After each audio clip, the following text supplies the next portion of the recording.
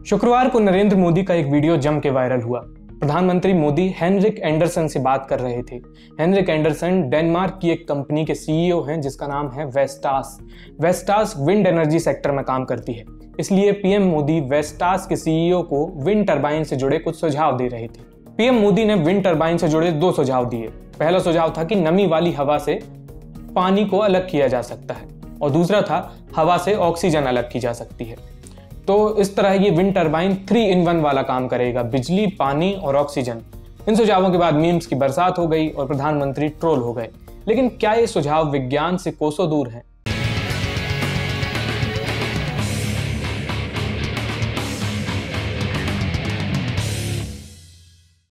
नमस्ते, मेरा नाम आयुष है। साइंसकारी के इस एपिसोड में हम विंड टरबाइन की बात करेंगे। विंड टरबाइन कैसे काम करता है और समझेंगे कि हवा से पानी और ऑक्सीजन अलग करने वाला आइडिया साइंस के कितना करीब है। सबसे पहले विंड टरबाइन की बात कर लेते हैं। विंड टरबाइन का मामला सिंपल है। हवा बहती रहती है और बहती हवा टरबाइन से जब टकराती है तो पंखे घूमते हैं और बिजली पैदा हो जाती है। यानी एक तरफ से हवा डालो, दूसरी तरफ से बिजली निकलेगी। विंड टरबाइन के जरिए काइनेटिक एनर्जी को इलेक्ट्रिकल एनर्जी में कन्वर्ट किया जाता है। यह मशीन इलेक्ट्रोमैग्नेटिक प्रिंसिपल्स पर काम करती है। जैसे हाइड्रो इलेक्ट्रिक पावर प्लांट में बांध वाला जो पानी होता है उससे टरबाइन घुमाकर बिजली बना ली जाती है, वैसे ही यहाँ हवा से टरबाइन घुमाकर बिजली बना ली जाती है। विंड टरबाइन में बहुत सारे सोफिस्टिकेटेड इंस्ट्रूमेंट लगे होते हैं, कई सेंसर होते हैं जो हवा की दिशा का अंदाजा लगाते हैं। उसी हिसाब से ये टरबाइन फिर घूम जाता है, अपनी मुंडी घुमा लेता है ताकि ब्लेड से सीधे सीधे हवा आके टकराए। ब्लेड भी अपने हिसाब से एडजस्ट होते हैं, उन ब्लेड्स का जो एंगल होता है वो भी चेंज होता है। वो इस हिसाब से एंगल होता है कि हवा उनसे ज़्यादा से ज़्यादा स्पीड पे टकराए, ज़्यादा से ज़्यादा एनर्जी पैदा हो। विंड टरबाइन एक रिन्यूएबल एनर्जी सोर्स है, यानी इसमें कोई ईंधन खर्च नहीं करना पड़ता। जैसे कि सोलर एनर्जी है, हाइड्रो इलेक्ट्रिसिटी है, यानी बांध वाला जो पानी है। तो जब तक सूरज चांद रहेगा रिन्यूएबल एनर्जी का नाम रहेगा।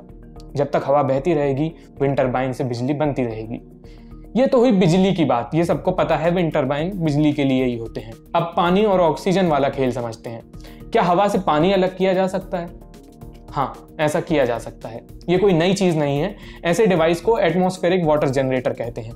हम जानते हैं कि हवा में नमी होती है। अगर ज्यादा नमी वाली हवा को इकट्ठा कर लिया जाए तो इसमें से ठीक ठाक मात्रा में पानी निकाला जा सकता है। वो कैसे? कुछ प्राचीन सभ्यताएं जाल बिछाकर कोहरे से पानी निकालती थी। ऐसे जाल को फॉग फैंस कहते हैं। कोहरा यानी फॉग। इस सिस्टम में किसी तरह की एनर्जी की जरूरत नहीं होती थी अलग से। ये बहुत ही बेसिक डिजाइन थी। कोहरा निकलेगा जाल में से, पानी अलग हो जाएगा, हवा चली जाएगी, पानी इकट्ठा हो जाएगा। मॉडर्न टेक्निक्स कूलिंग कंडेंसेशन के सिद्धांत पर काम करती हैं। कंडेंसेशन मतलब भाप का तरल पानी में बदलना, गैस का लिक्विड में बदल जाना, और कूलिंग मतलब ठंडा करना। तो कूलिंग कंडेंसेशन का फंडा यह है कि अगर हवा को ठंडा किया जाए तो उसमें मौजूद नमी, जो भाप वाला पानी है, वो तरल पानी बन सकता है। आप फ्रिज में से ठंडी बोतल निकालकर बाहर रख देते हैं तो क्या होता है?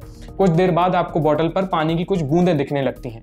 ये पानी की बूंदें बोतल के अंदर से नहीं आती, ये बाहर वाली हवा की नमी से आती हैं। जब नम हवा किसी ठंडी सतह से टकराती है तो हवा में मौजूद मॉइस्चर पानी बनने लगता है, कंडेंस होने लगता है, बूंद बन जाता है, तरल बन जाता है। कूलिंग कंडेंसेशन टेक्निक में कंप्रेसर से एक रॉड को ठंडा किया जाता है, फिर पंखे से हवा को अंदर खींचा जाता है इस मशीन के, और हवा को उस रॉड पर फेंक दिया जाता है। जब वो हवा ठंडी रॉड से टकराती है तो उसमें से पानी अलग होने लगता है, उसका जो मॉइस्चर है वो अलग से पानी बन जाता है, कंडेंस हो जाता है। सूखी हवा को फिर बाहर छोड़ दिया जाता है पंखे के जरिए, और पानी को, जो पानी कंडेंस हुआ है, उसको फिल्टर करके पीने लायक बना लिया जाता है। अब यहाँ एक लोचा है। लोचा ये है कि इस डिवाइस में कंप्रेसर और फैन जैसी इलेक्ट्रिकल चीजें लगी हैं, तो इसके लिए बिजली चाहिए होगी, इलेक्ट्रिकल एनर्जी। ये बिजली कहाँ से आएगी? यहाँ विंड टरबाइन काम में आ सकता है। फ्रांस की एक कंपनी है इयोल वाटर। 2012 में इस कंपनी ने ऐसे विंड टरबाइन का मॉडल सामने रखा जो हवा से पानी बना सकता था। ये खबर CNN में छपी। ये रिपोर्ट जब पीएम मोदी को ट्रोल किया जाने लगा तो उनके समर्थक CNN के इस आर्टिकल का लिंक दे मारने लगे मुंह पर। लेकिन इस विंड टरबाइन की कीमत $7 लाख के आसपास थी, यानी लगभग 5-6 करोड़ रुपए। इयोल वाटर ने दावा किया था कि जैसे ही ये मार्केट में आएगा इसकी कीमत कम होने लगेगी, लेकिन ये प्रोडक्ट मार्केट में नहीं है। ये विंड टरबाइन बनाने वाली कंपनी इयोल वाटर फिलहाल बंद हो चुकी है। अब दूसरे सवाल पर आते हैं, हवा से ऑक्सीजन निकालने वाली बात।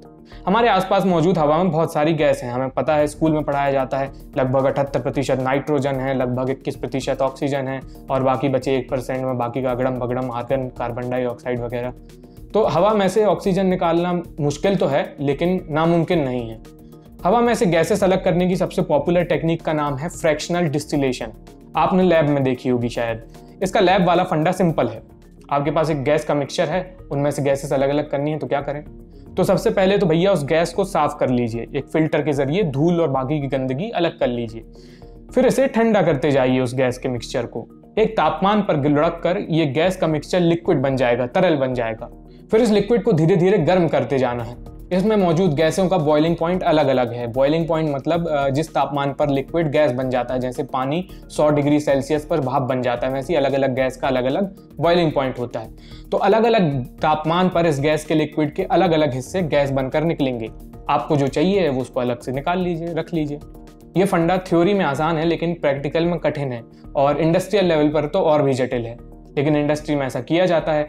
इसमें बहुत सोफिस्टिकेटेड इक्विपमेंट लगते हैं, बहुत सारी एनर्जी खर्च होती है। हवा में से पानी निकालना तो फिर भी आसान है, लेकिन ऑक्सीजन निकालना बहुत हार्ड है। ये थी हवा में से पानी और ऑक्सीजन निकालने वाली साइंस। एक चीज यहाँ पर गौर करनी होगी, इन दोनों प्रोसेस में विंड टरबाइन का काम एनर्जी देना है, इलेक्ट्रिकल एनर्जी, यानी उसके विंड वाले हिस्से का यहाँ कुछ खास लेना देना है नहीं। तो ये दोनों आइडिया किसी और एनर्जी सोर्स के साथ भी काम कर सकते थे, किसी और रिन्यूएबल एनर्जी सोर्स के साथ, जैसे कि सोलर पैनल हो गया, हाइड्रो इलेक्ट्रिसिटी हो गई।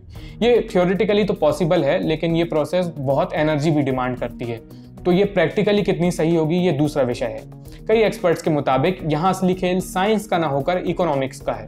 अगर कोई आइडिया आर्थिक पैमानों पर खरा उतरता है तभी उसे एक प्रोडक्ट बनाकर मार्केट में लाया जाता है, नहीं तो सिर्फ वो आइडिया रह जाता है। हमारा काम था साइंस समझाना, साइंसकारी में हमने आपको इसकी साइंस समझाई। ये वीडियो आपको कितना समझ में आया, ये आइडिया आपको कैसा लगा, ये सब हमें कमेंट करके बताइए। ये वीडियो देखने के लिए बहुत बहुत शुक्रिया।